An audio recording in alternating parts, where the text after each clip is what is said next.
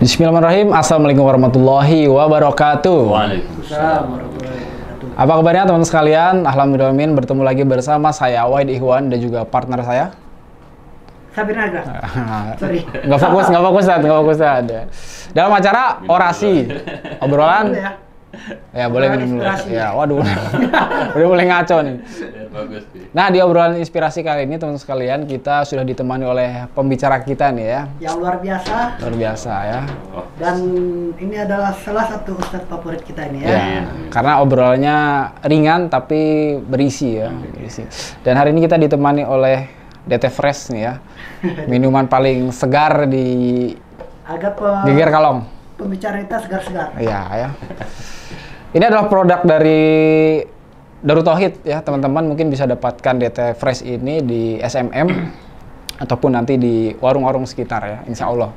Kalian beli minum air ini dapat pahala juga. Dapat pahala, karena ada nilai wakafnya. Beli satu botol ini ada kontribusi wakafnya. Ya. Jadi dengan membeli DT Fresh, teman-teman bisa mendapatkan amal yang tidak akan terputus-putus. Kapan lagi beli dapat pahala. Nah, itu dia.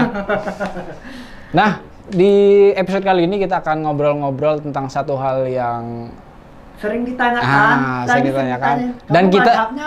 Dan kita juga kadang kalau mikir, oh iya juga ya. Iya. Apakah harus? Nah, ini tentang mazhab saat ya. Mazhab ini yang kita tahu kan yang mainstream kita ada 4 mazhab saat ya. Nah, pertanyaannya adalah apakah setiap muslim itu wajib bermazhab saat? Wajib nggak tuh? Ente mazhabnya apa? Saya tidak bermazhab, saya muslimnya. Wah, nggak bisa itu. Harus bermazhab. Baru lagi mazhab Wahidiyah. Mazhab Soekarno misalkan ya. Contoh mazhab Soekarno. Oh iya. Contoh aja contoh. Siap. Nah, itu gimana, Ustaz? Apakah wajib bermazhab atau seperti apa, Ustaz? Oke. Kalau dilihat dari jawaban umum, wajibkah bermadzhab? Maka jawabannya enggak. Tidak wajib, Ustaz? Tidak wajib. Kenapa tidak wajib? Tergantung kita. Nah, ini gimana nih, tergantung nih. Kalau Kang Arga, kalau Kang Wahid adalah seorang muslim yang sudah menghafal Al-Quran beserta terjemahnya, beserta tafsirnya, beserta asbabun nuzulnya, dari bab hadisnya, usul fikihnya, semuanya. Jadi kalau baca hadis sudah nggak usah baca terjemah. Waduh. Kalau baca hadis sudah nggak perlu lagi harokat. Kalau baca hadis sudah tahu mafhum mantuknya apa, dalil am, dalil khosnya apa, itu maka tidak perlu bermadhab. Bahasa halusnya kalau kita adalah ulama lah gitu. Boro-boro itu menghafalnya itu bahkan ada menghafal. Tohar aja nggak beres-beres. Nggak perlu itu. Kalau misalnya kita sudah bisa langsung menakar gitu kan, hadis yang ribuan itu sudah bisa kita klasifikasikan mana sahih, gitu kan, mana hasan, mana dhaif, gitu kan, mana munkar, gitu kan, mana maudhu. Maka itu tidak perlu kita bermadhab. Boleh ya, gitu. boleh. Satu ya. Waduh. Kayaknya sudah mulai ketemu titik terang ya. Titik terang ya. Nah, yang kedua. Tapi kalau kita masih merasa butuh terhadap rujukan, gitu kan, masih baca kitab ini nggak bisa nafsirin sendiri, masih butuh translate dan lain sebagainya gitu. Maka jalan utamanya diantaranya adalah bermadzhab. Kenapa bermadzhab? Karena Imam Syafi'i dari awal ya, Imam Hanafi gitu kan, Imam Maliki, Imam Syafi'i, Imam Hambali, beliau sudah susah payah siang dan malam mengerahkan zahir dan batin untuk memberikan nasi kepada kita yang sedang kelaparan. Nah, kalau Imam Syafi'i mah gitu kan, mau sholat takbiratul ihram, ini dalil, mana yang benar, mana yang salahnya, dan lain sebagainya. Jadi kalau diibaratkan beliau mah sudah jadi master chef. Gitu, yang sudah bisa memasak sendiri gitu. Tinggal dikasih nih. Gitu. Kebayang tidak bayi ya usia 3 tahun lapar, lalu oleh kita nih beras, masak dulu. Padahal bayi berapa tahun? 3 tahun. 3 tahun. Jangankan bisa makan, yang ada muntaber ya langsung makan gitu. Beras. Nah, itu yang menjadi sebab kenapa banyak orang yang dikit-dikit nyalahin orang, dikit-dikit ngebedahin orang. Intinya berarti mazhab itu nggak wajib, tapi kondisi dan situasi yang mewajibkan seseorang. Mungkin jawabannya nggak wajib tapi wajib. Wajib nggak wajib? Ya, Wajib nggak wajib. situasi kebodohan, bro. Ya, jadi kalau kita tergolong orang yang sudah dalam tanda kutip memasak hadis itu disebutnya istidlal, bisa mengolah dalil sendiri, kemudian mengeluarkan hukum. Nah, karena di zaman Rasul nggak ada yang namanya hukum wajib, hukum sunnah, mubah, makruh, haram, nggak ada. Mujtahid nggak sih? Nah, itu mujtahid itu di antara yang mengeluarkan 5 hukum itu adalah mujtahid. Ya. Nah, di zaman Rasul itu hanya ada perintah dan larangan. Nah, tidak perlu dikaji ya. Kalau sekarang kan langsung aja. Dan di zaman Rasul sahabat itu soleh, sunnah aja serasa wajib. Iya, Kadang di zaman sekarang wajib aja serasa sunnah kan. serasa mubah kan gitu. Nah, contoh. Kan kalau dalam keterangan ya, aqimus sholat, tegakkan sholat. Karena perintah ya, tegakkan. Hukum sholat apa? Wajib. Kenapa? Perintah. Rasul juga kan pernah bersabda, tasaharu, bersahurlah kalian, fa inna fi sahuri barokah. Karena dalam sahur itu ada barokah. Pertanyaannya, hukum sahur apa? Sunnah. Kan wajib. Kan apa? Diperintah oleh betul. Tasaharu. Lalu kenapa jadi sunnah? Kenapa? Karena pengertian sunnah yang kita ketahui itu kalau disampaikan oleh Nabi sunnah gitu kan, hadis sunnah gitu. Nah, sunnah juga kan banyak. Ada sunnah di fikih, ada sunnah di ilmu akidah. Kelihatan bodohnya ya kesini kita. Nah, ganti tema ya. Nah, kalau saya dulu pernah dimarahin gini. Gimana, sekarang itu banyak orang muqallid bergaya mujtahid. Waduh. Jadi orang yang dia itu baca Quran masih butuh terjemah. Iya, betul. Baca walab dolin saja masih walab dolin misalnya seperti itu. Dolin. Roh saja masih misalnya belepotan gitu. Kemudian bergaya bisa menentukan hukum. Ya, ini menjadi musibah. Nah, maka kalau misalnya kita merasa ya Allah, hamba misalnya hadis nggak paham, Al-Quran juga nggak paham. Nah, maka kita menggunakan hasil ijtihadnya para mujtahid tadi, para ulama yang dalam tanda kutip seperti makanan sudah siap saji. Karena apa? Karena wajibnya kita beribadah itu dimulai ketika balik. Betul. Kebayang tidak? Misalnya Kang Arga balik 9 tahun. Nah, ketika akan ibadah itu malah harus mengkaji dulu hadis, Quran gitu kan. Yang dulu waktu saya belajar satu madzhab aja sekitar 30 tahun. Waduh. Gitu. Kecuali Kang Arga di IQ yang memang tinggi. Oh, luar biasa. Ini rata-rata deh. Yang ketika mirip Imam Syafi'i ketika ditanya oleh Imam Maliki, mana kitab Muwatta di sini. Nah, ketika ditanya, mana kitab Safinah Takrib. Kalau sudah seperti ini itu. Kita kalau ditanya, mana kitab Muwatta? Muwatta itu apa ya? Muwatta itu apa ya? Nah, paling kita bijaknya di sana sih. Kalau saya pribadi bisa iya, bisa enggak. Kalau kita sudah dikaliber mujtahid maka nggak usah bermadhab. Tapi kalau kita dikaliber dalam tanda kutip seperti bayi yang butuh makannya sekarang tapi masaknya belum bisa, maka kita bertawadhu kepada para mujtahid yang sudah bersusah payah menghasilkan sekian macam hukum. Oke, kita anggap misalkan Ustaz baiknya harus misalnya harus bermazhab. Nah, pertanyaan selanjutnya adalah apakah dalam setiap ibadah yang kita lakukan itu harus satu mazhab, Ustaz? Misalkan sholat nih, Ustaz. Sholat nih takbirnya kata Imam Syafi'i kan beda-beda gitu ya, kata Imam Malik beda lagi. Nah, takbirnya misalkan saya pakai Imam Malik gitu ya. Itu Imam Malik tuh angkat tangan nggak sih, Pak? Ya itulah pokoknya ya. Takbir misalkan Imam Malik. Terus nanti bangkit dari ruku Imam Syafi'i. Sujudnya Imam Hambali. Apakah boleh seperti itu atau harus nggak bisa? Kalau satu ibadah harus satu mazhab aja atau ente kalau sholatnya Maliki ya semua amalan harus Maliki juga. Apakah seperti itu, Ustaz?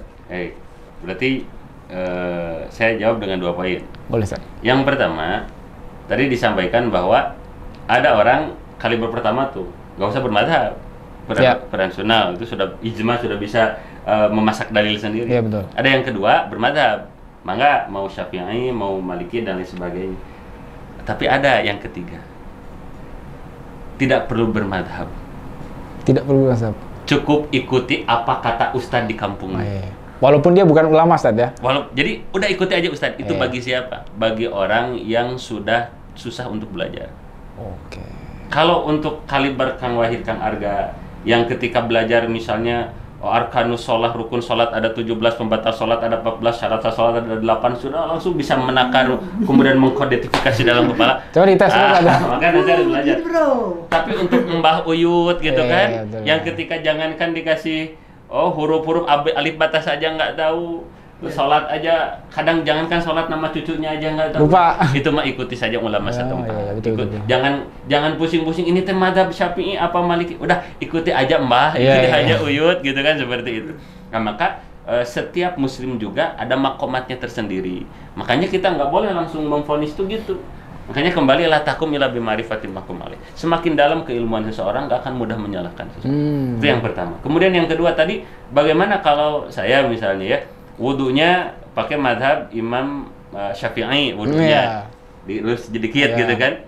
Tapi bersentuhan sama istri nggak batal. Pakai madhab apa itu? Pakai madhab Maliki misalnya. Gitu kan. Kemudian sholatnya gitu kan berbeda lagi misalnya seperti itu. Itu bagaimana? Nah kalau dalam disiplin ilmu fikih boleh itu kalau tidak saling kontradiktif. Nah contoh misalnya dalam salah satu madhab Imam Syafi'i kan menyang seperti ini, ada madhab yang lain seperti ini. Nah ini kan tidak saling membatalkan. Imam Syafi'i tidak mengatakan kalau seperti ini batal misalnya, enggak juga. Nah, maka ini tidak jadi masalah gitu. Karena apa beriringan. Yang jadi masalah itu kalau ada kontradiktif di dalamnya. Seperti apa? Kalau di dalam sholat perbedaan di dalam surat Al-Fatihah. Gimana Ustaz? Nah, contoh dalam mazhab Imam Syafi'i wajib hukumnya baca bismillah. Oh iya betul. Nah, dalam mazhab yang lain contoh bismillahnya disirkan. Dalam mazhab yang lain langsung ke alhamdulillah. Maka itu nggak boleh digabung itu. Karena apa? Ada perbedaan yang kontradiktif sifatnya. Oh, karena menurut imam ini tidak sah kalau gitu ya. Termasuk dalam wudu. Kalau wudu misalnya, kalau mau Imam Syafi'i, udah sama pembatalan juga Imam Syafi'i. Kenapa? Karena kan kalau kita nanti di akhirat akan saling hujah nanti. Nah, kita itu akan bersandar kepada yang mengeluarkan hasil hukum. Nah, nanti ketika kita berwudu hanya sedikit kan? Kenapa seperti itu? Saya belajar dari guru. Kata guru, belajar dari guru. Makanya disebut al-isnadu minad-din. Sanad itu bagian daripada agama. Nah, nanti guru nyambung, hati-hati jangan sampai nyambungnya malah ke Google. Nanti bingung ya. Terus kan nyambung nanti ke Imam Syafi'i. Nah, nanti Imam Syafi'i yang berhujah. Nah, khawatir gini. Kita teh wudunya ikut Imam Syafi'i, tapi pembatalnya ikut Imam Hanafi, nanti kesini nggak diakung gitu. Itu yang jadi. Ente ikut siapa ente? Ada saya pembatalannya nggak gitu. Nah, nanti kan akan khawatir ketika saling hujah. Nah, maka dari zaman dulu juga sudah menjadi sebuah kesepakatan bahwa udah kalau kita masih di makomnya, biasanya ini para santri. Kalau para santri, para tholebul ilmi, ini rata-rata ngambilnya di salah satu disiplin madhab tertentu. Kalau udah matang di satu madhab, nanti belajar lagi madhab yang kedua, madhab yang ketiga gitu. Jangan sampai kita baru belajar sudah langsung semuanya gitu. Nanti repot. Udah kalau masih baik bubur ayam dulu. Gitu. Jadi sebetulnya boleh aja beda mazhab asal tadi paham Ustaz ya. Ya Pak. Paham, ini tidak bertabrakan dengan mazhab yang lainnya. Dan saran saya kita bertawadu kita di mana posisinya. Iya betul. Kalau kita yang pagi, siang, sore, malam memang pekerjaan kita buka kitab, monggo gitulah. Tapi kalau yang pagi, siang, sore main TikTokan, main YouTube, lalu gaya-gayaan gitu seakan-akan ulama. Ente nggak boleh kayak gitu, nggak boleh. Beda. Nggak bagus lah. Itu malah akan memperkeruh di kalangan. Iya betul. Gitu. Mengukur diri aja Ustaz. Nah khawatirnya ya ada ujub. Iya baru dengar kayak Ustaz, gayaan jadi kayak Ustaz gitu. Itu kan. Kadang kan sebagian orang kan gini Ustaz, menyampaikan atau menafsirkan ayat Al-Quran itu berdasarkan terjemahan aja gitu. Padahal kan harus ada tafsir dari ulama ya. Jadi kita baca artinya, berarti maksudnya ini. Padahal nggak bisa gitu Ustaz ya. Betul. Terjemah itu kan pertanyaan saya, contoh Kang Arif, Kang Wahid, saya kasih nih hadis Bukhari Muslim. Sok sebutkan. Bisa sholat nggak kalau kita buka hadis Bukhari Muslim? Bingung bacanya aja gitu kan. Contoh kayak misalnya antara Toma dan Roja. Itu artinya sama-sama berharap. Gitu. Tapi perbedaannya jauh. Seperti Toma, kalau Toma itu berharap ingin diberi oleh makhluk.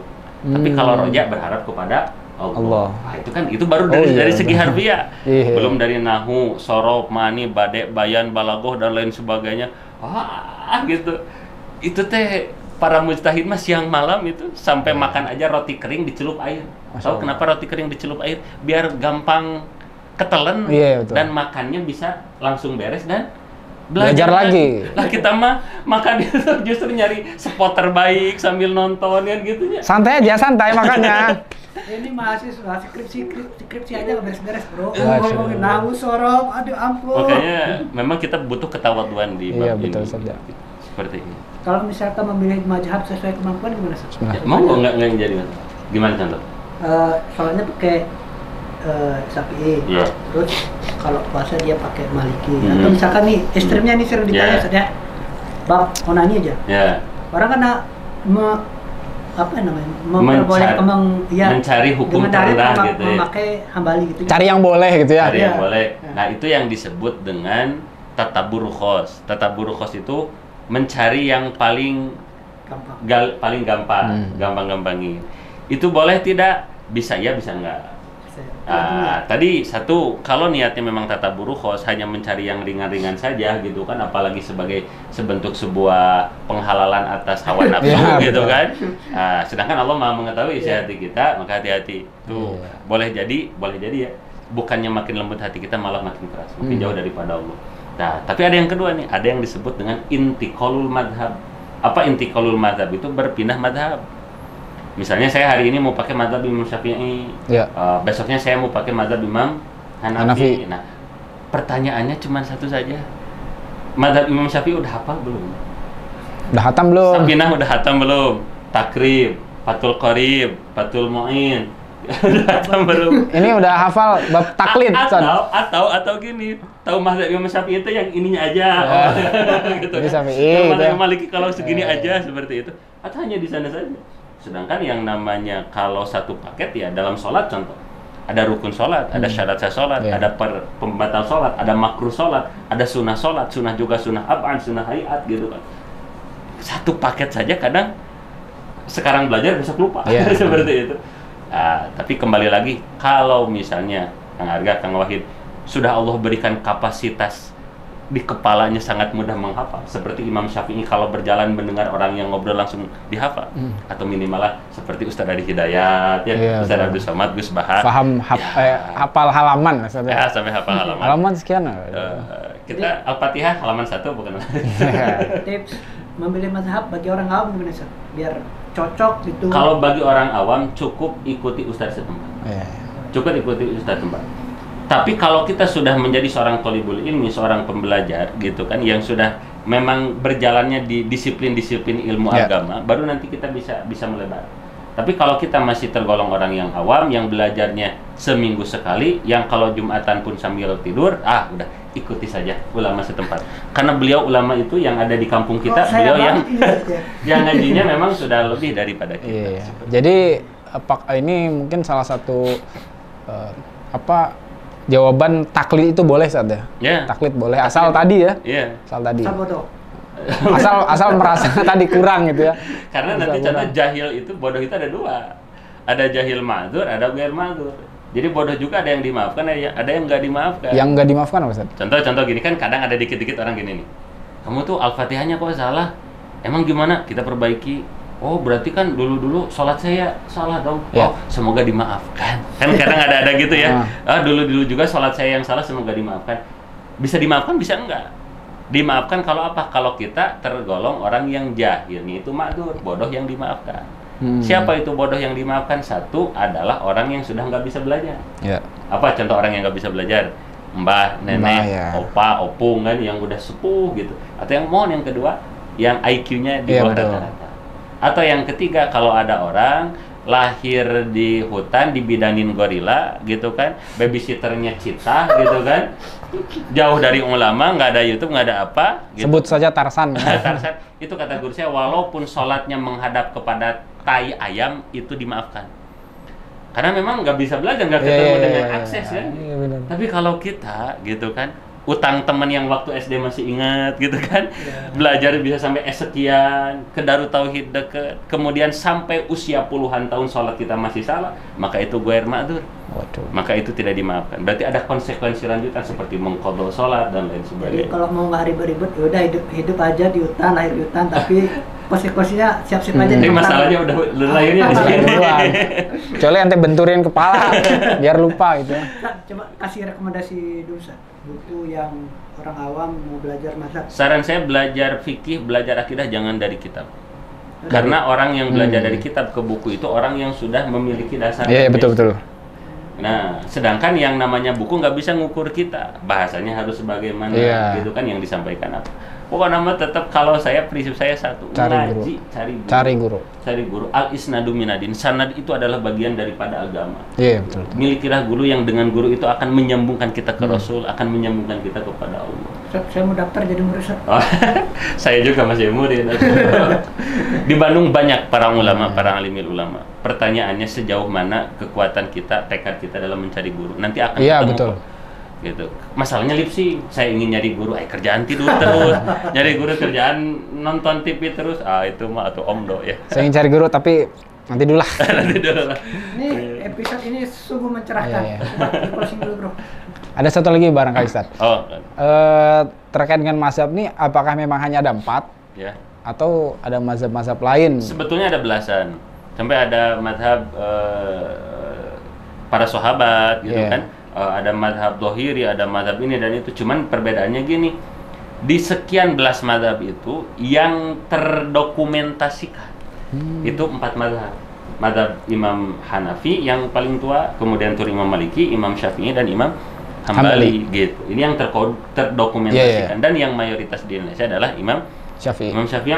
Dari mulai kitabnya, rujukannya dan lain sebagainya gitu. Jadi kenapa di Indonesia mazhabnya mayoritas Imam Syafi'i gitu. Adapun kalau jumlah belasan itu waktu saya belajar. Gitu ya. Banyak sebenarnya. Banyak, cuman yang ada dokumennya gitu, yang bisa dipelajari kisaran 4. Kayaknya 4 mazhab itu yang paling produktif juga menulis ya.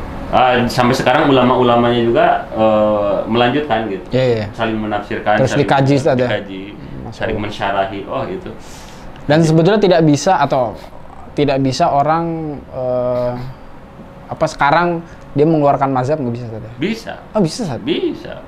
Ya tadi asal sudah memiliki kapabilitas sebagai seorang mujtahid. Iya betul. Yang di sini tuh ada Quran, hadis, ijma, Bukhari, Muslim, Tirmidzi, semua tuh ada di sini. Bisa ya. Bukan di laptop ya. Iya, bukan di laptop ya. Nanti saya lihat dulu di slide ya. Mohon maaf ini ya. Saran gua lu enggak usah bikin rencana begini. Enggak. Soalnya kemarin ada gitu, dia ikut mazhab siapa gitu kan, tokoh. Ya barangkali bisa kan. Alam dunia lah begitu. Gitu. Jadi ya kecuali kita punya ilmu yang mumpuni ya bisa aja kita bermazhab saja. Mengeluarkan mazhab maksudnya. Kalau saya terakhir ya closing statement, bermazhab itu sama dengan kita bertawadu kepada para mujtahid. Masyaallah. Sudah beliau-beliau yang sudah siang malamnya berkorban untuk memikirkan, saya mah mikirin diri sendiri, gitu ya, makan di mana gitu kan, nongkrong di mana. Udahlah, mangga gitu para mujtahid. Iya, benar. Ketawaduan kita. Masyaallah ya. Ya luar biasa ini obrolan kita jadi pencerahan gitu ya terkait dengan mazhab ini. Kalau ada teman-teman yang bingung selama ini gitu apakah wajib atau tidak bermazhab, tidak wajib gitu ya. Boleh Anda tidak bermazhab asal Anda adalah seorang ulama yang paham tadi ya, paham dengan ilmu yang tadi disampaikan gitu ya. Masya Allah. Terima kasih Ustaz Sapria atas pencerahannya buat kita semua. Tidak hanya buat teman-teman yang nonton, buat kita juga ini jadi input juga ya. Amin. Input baru, ini luar biasa. Ternyata selama ini kita banyak kekeliruan mungkin ya. Nyari guru lah. Cari guru yang offline ya, bukan guru online ya. Cari di Google misalkan ya. Terima kasih juga buat teman-teman yang sudah nonton acara ini. Bagi teman-teman yang suka dengan video ini, jangan lupa tekan tombol like. Bagi yang belum berlangganan, jangan lupa tekan tombol subscribe. Saya Wahid Ihwan dan juga Sabirin Arga bersama dengan Ustadz Sapria, mohon pamit undur diri. Terima kasih. Assalamualaikum warahmatullahi wabarakatuh.